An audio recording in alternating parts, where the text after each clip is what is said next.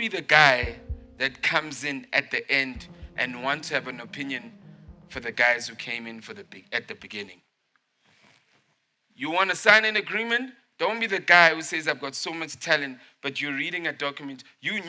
Trap is new. The contract is old. The contract was written years and years and years before trap and before the next genre comes. You better respect that. When you're respecting that piece of paper, the people that wrote it are either dead or old. So you better respect your elders. Go get someone to read that contract so you know what you're getting yourself into. Don't let your ego drive you. Yo, I got this. I'm a boss. Yo, respect your elders, man. Respect your elders. They know better than you. So you got to start looking at that contract like that. Because if you don't, you know what's going to happen if you don't respect your elders. You're going to be mad at them throughout your life. And when you don't respect your elders, you know what they're going to say? Because they got established institutions. The rest of the media is going to say, you such a crybaby. And they're going to cover you and says, you're just a story. Artist X or actor X says they've been ripped off. Tomorrow they're going to get a press release from the same label about a new artist. You're just selling the papers for that weekend. Be careful, you're not important. You're only important as much as you see yourself. You must be important for yourself. Don't think everyone else thinks you're important. Till this day, I don't think that I'm important. I know that I got to believe that my ideas are important in my head because I got to fight for them. And that's what underdogs do. You got to believe in your ideas, but never put value on yourself and go, I'm this important. This is what's going to happen. Life is simple. Askis, I'm sorry. Thank you. Please forgive.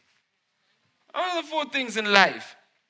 If you get missed in everything else, that means you're the one that never read the contract. That means you have the shortcoming. That means you never respected what was coming. That's why you're mad.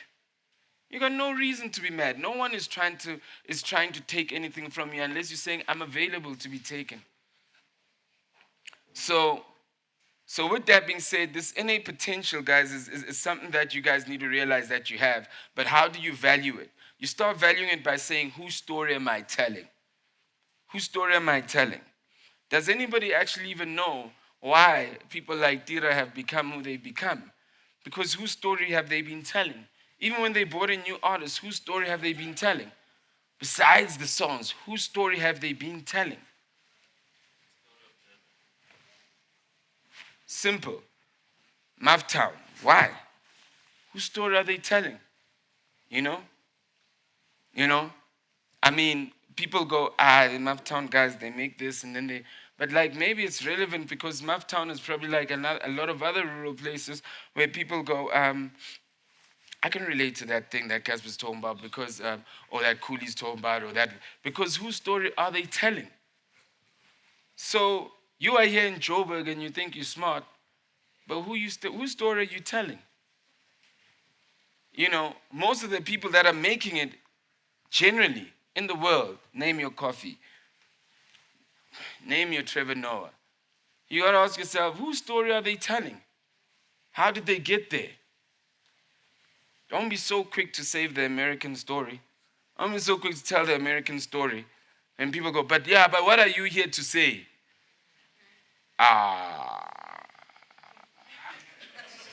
That's the thing. What are you here to say, though?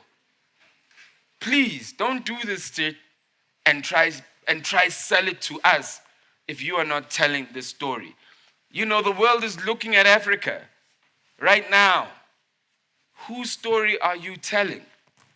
You got a global phenomenon like depression right now. Man, we've been depressed before that was even popping. I'm just saying, from the communities we come from, we've been depressed before that was even popping. But whose story were we telling? And immediately when they talk about depression, we want to adopt their stories of depression and not the real that we know about where we come from. About our uncles, about our nieces, about our nephews. Because of the communities they come from, the imbalance of having and not having, and being forced to come from a total non-having world to a total I expect you to have world. Moving from, at home, even if I got a job and I've got the smallest salary, at home they think that I'm the boss. At work I'm down here. But my people, I literally need to be like, I need to always show them that I haven't changed because I work wherever. You know what I mean? It's a constant change of personalities across your day and across your life. Man, we've been dealing with depression. I mean, maybe not clinical, but like, damn, there's a lot of things that happen in our lives. So whose stories are we telling? Because once you know that, that's when you know how valuable you are. Once you have people that back up your story, that's when you know how valuable you are. That's when you can put a price. That's when someone can offer you something and you can go, no. For me, with Slikour Life, when I realized who we were talking to, I was offered 3 people who have a lot of money, offered to buy in, buy me out, buy this, buy that. But at the time, I was like, I'm still building this thing. I don't even know what it is, but I just believe it's going to be something. I just believe it's going to be something. This was in my first year, second year, because they just saw me being consistent. And that's another thing about life. You got to hit the same door every day. Every day, boom, boom. The day you hit that door, this one gets cold. And you're starting again, making this one warm. Know what you're hitting and what you want to come out from it.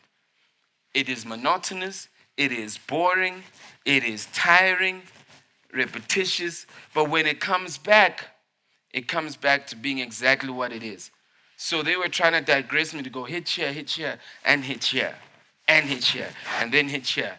And I was like, nah, I'm hitting here.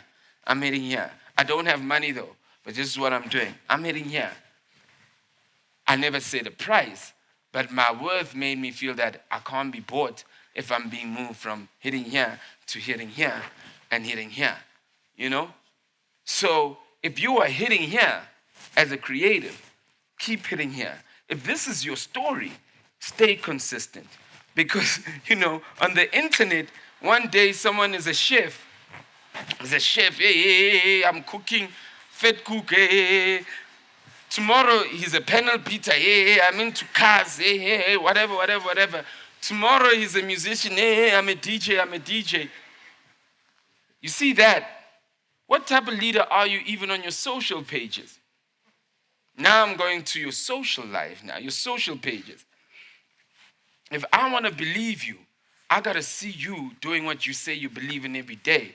But if you want to be all these personalities, then I'm like, you must be one hell of a crazy person. And I'm only going to follow you because I'm crazy too. Or if I don't know you, I'm like, what does this person even stand for? We are in a world that there's so much information. People are hungry to understand, what do you stand for? There's so much information. People just want clarity. So, bro, do you mean the sky is blue or it's yellow or it's purple? No, I mean the sky is blue. There is so much information today. So much information today.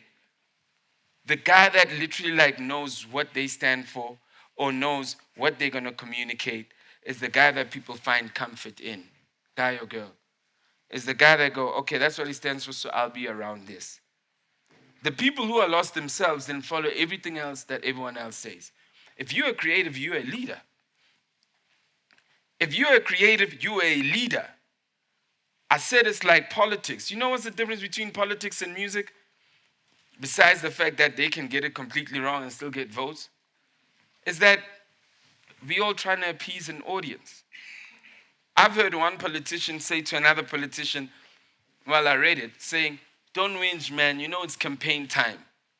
Meaning that we're going to say anything right now. Yo, if that is not a positioning and a marketing strategy where you're going, I'm going to win your crowd. I mean, what's AKA and Casper doing? They're going, who's taking whose crowd? Who's relating to whether they got their bottles involved? What are they doing? They're saying who's got which crowd. It's a competition of crowd.